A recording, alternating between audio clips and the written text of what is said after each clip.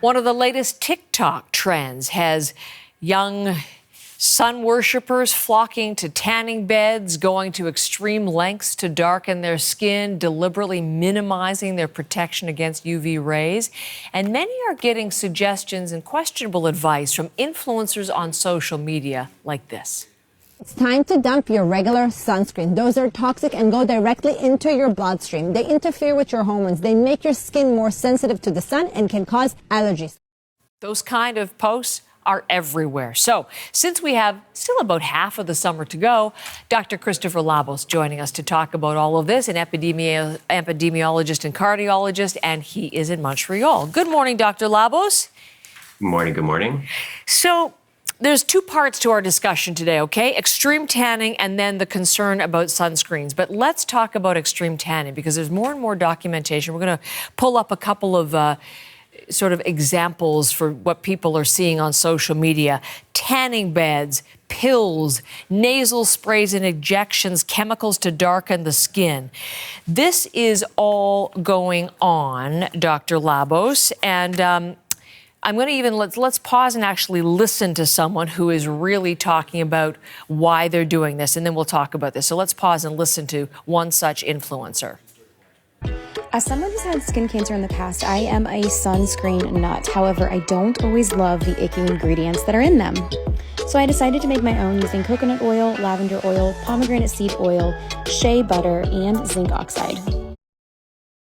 That's not what I wanted to show you right at this moment, but never mind. It was someone who said, I'm going to die, but I want to be hot. I'm going to die, but I'm going to be hot. So there's all, trying to be the whole, the new aesthetic. So let's come back to this whole trend that we're seeing on social media, TikTok notably, about extreme tanning. As you look at these, what do you think? What is the concern? Well, I think the concern is that once again, youth is wasted on the young. I mean, you have these young people that are taking something that is clearly dangerous. I mean, the sun is emitting UV radiation. Look, if you've ever been concerned about your cell phone or your microwave or any of your appliances emitting radiation, number one, they don't. Number two, the thing that actually does emit radiation is the sun. That flaming ball of fire in the sky is trying to kill us.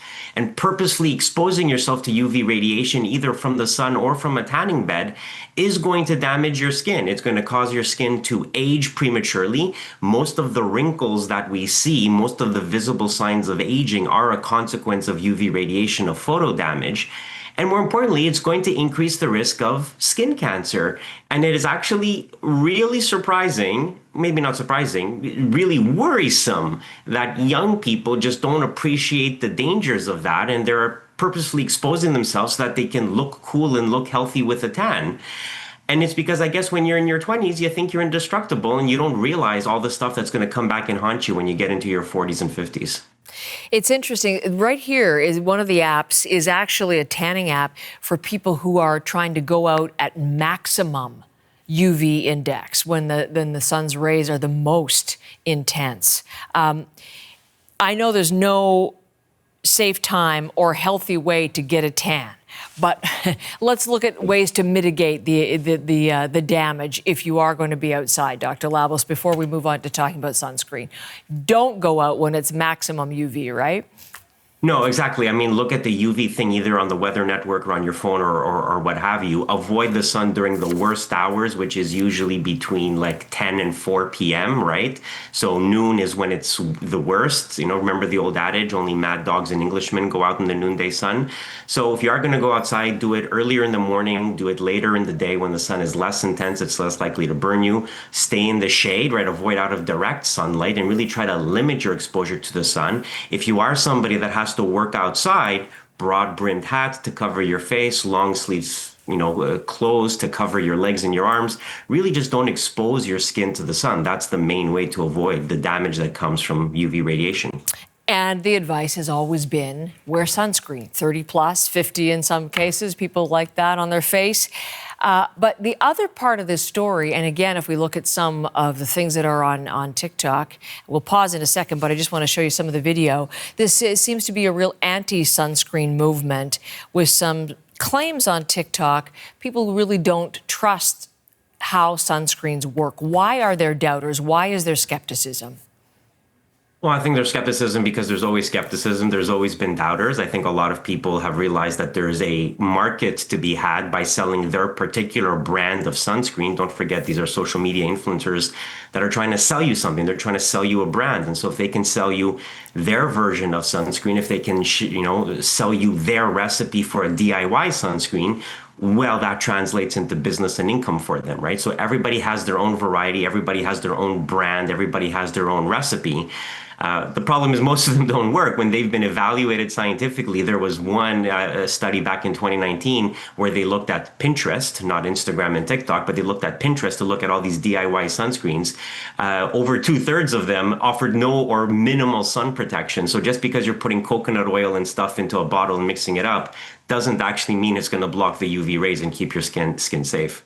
I think there's somebody who's just making that exact kind of a claim. Let's take a look at one of the examples you can find on social media, Dr. Labos.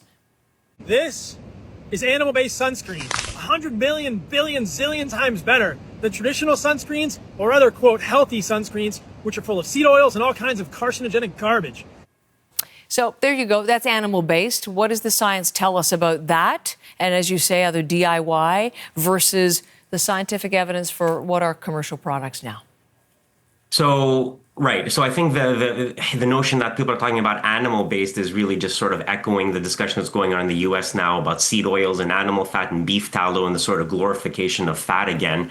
Whole different topic for another day. But you do see a lot of social media influencers sort of jumping on the bandwagon. I mean, people are talking about sunscreens causing cancer. They absolutely 100% do not. Multiple studies have shown people who use sunscreen are at lower risk of getting cancer than people who do not. And that is true, primarily for skin cancer, obviously. But there's no scientific doubt about this.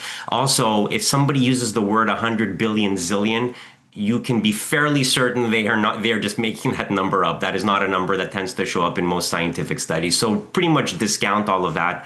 Realize that commercially available sunscreens have to be tested before they get on the market to prove their efficacy, whereas something somebody's selling on the internet or something you make at home doesn't have to be tested, and you don't actually know how efficacious it is. And more likely than not, you're going to get burned if you use just that.